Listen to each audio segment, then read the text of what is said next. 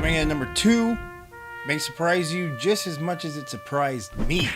If you would have told me in 2010 that my 2 favorite movies of 2011 would, number 1, be a Fast and Furious movie, I would have slapped you. Number 2, if you would have told me it was a reboot of Planet of the Apes, I would have kicked you out of my house. There's no way I would have liked these movies. But sure as shit, I love these movies. I mean, they were just awesome. They were fun. It was a great summer movies, great movies to just watch, let yourself go, and just be entertained. Fast 5 was just fast and fun. It was like Ocean's 11, but they could drive their asses off. The original cast is back. Home sweet home. And you had The Rock. And above all else, we don't ever let them get in the cars.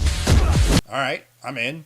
I do not like The Rock. You know, I was so entertained by the movie, I didn't even worry about whether or not they could pull off any of this ridiculousness that they were doing throughout it. And Rise of the Planet of the Apes, that was just hands down solid all the way around. Acting, special effects, the story, it was beautifully done. I can't come up with anything that's wrong with that movie. I saw it in the theater twice, not just once, twice. And I don't do that much for movies unless it's awesome. Captain America, I loved it. I only saw it once. Thor, I loved it. Only saw it once. Dark Knight, but that's different. That's a whole different beast. You couldn't even tell any of the apes were CG. You had trouble finding where the CG started. You have no idea what you're dealing with.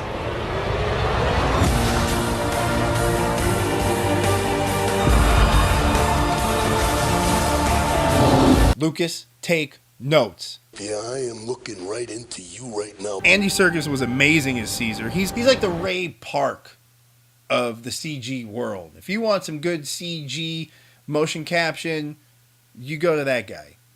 You go to Andy Serkis. If you want a badass guy who has no problem wearing a mask, never talking, and just kicking ass, you call Ray Park. Yeah.